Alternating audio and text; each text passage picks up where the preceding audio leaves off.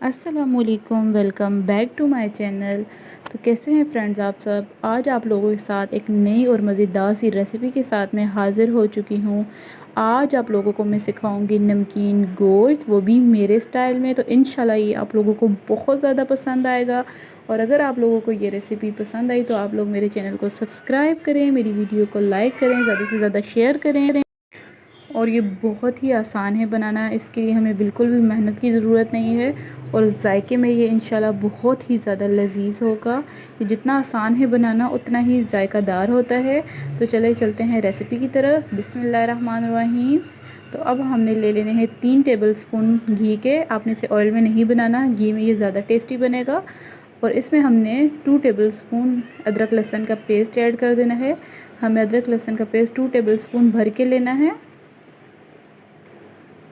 अब इसको हमने अच्छी तरह से सौटे कर लेना है ताकि इसकी जो स्मेल है वो दूर हो जाए।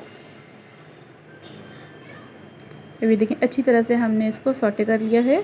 अब हमने ले लेना है बीफ, बोनलेस बीफ हमने लेना है। 2 केजी बीफ मैंने ले लिया है और इसमें 250 ग्राम मैंने चर्बी ले लेनी है। आप लोगों ने चर्बी ज़रूर लेनी है, इससे इसका टेस्ट बहुत ज़्यादा इन्हेंस होगा, इससे बहुत अच्छा टेस्ट आएगा। तो आपने नमकीन गोश्त में चर्बी ज़रूर ऐड करनी है। तो ये देखें अब हमने इसकी अच्छी तरह से बुनाई करनी है। इसे तकरीबन 6 से 7 मिनट लग जाएंगे।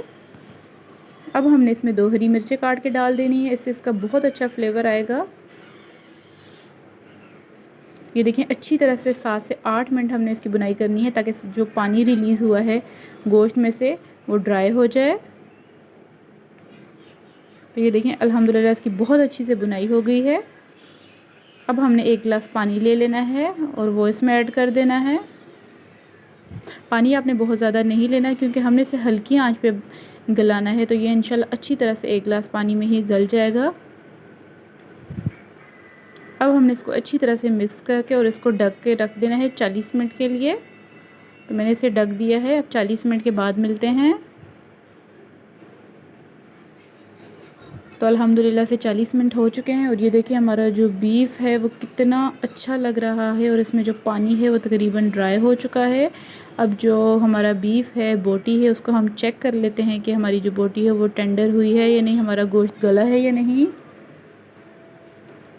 तो ये देखिए अल्हम्दुलिल्लाह ये कितनी अच्छी तरह से 40 मिनट के अंदर गल चुका है। तो ये देखिए अल्हम्दुलिल्लाह इसकी शक्ल जो है इसकी कितनी अच्छी लग रही है इसकी शक्ल। तो अब हमने इस स्टेज पे इसमें डाल देना है 1 टीस्पून साल्ट और 1 टेबलस्पून आप लोगों ने काली मिर्चों का पाउडर ले लेना है। इससे इसमें बहुत अच्छा टेस्ट आएगा।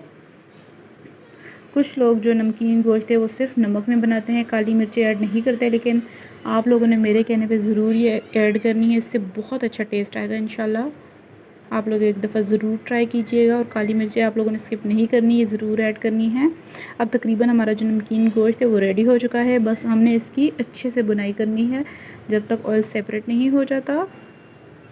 ये देखिए अल्हम्दुलिल्लाह से ऑयल सेपरेट होना शुरू हो गया है। तो अल्हम्दुलिल्लाह से हमारा जो नमकीन गोश्त है वो तकरीबन रेडी हो चुका है। तो फ्रेंड्स प्लीज़ आप लोगों मेरे अगर रेसिपी पसंद आए तो मेरे चैनल को सब्सक्राइब करें, मेरी वीडियो को लाइक करें, ज़्यादा से ज़्यादा शेयर करें। तो ये देखिए अल्हम्दुलिल्लाह हमने कितने कम मिसालों में और कितने आसान तरीके से हमने नमकीन गोश्त जो है वो रेडी कर लिया है। तो अब इसको मैं इसको सर्व करके दिखाती हूँ। तो इसको हम सर्विंग डिश में डाल लेंगे।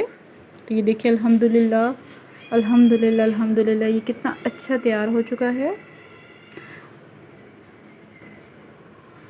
अल्हम्दुलिल्लाह माशाल्लाह नमकीन गोश्त बहुत अच्छे से तैयार हो चुका है। तो फ्रेंड्स मेरी चैनल को सब्सक्राइब कर दें, मेरी वीडियो को ज़्यादा से ज़्यादा लाइक कर दें।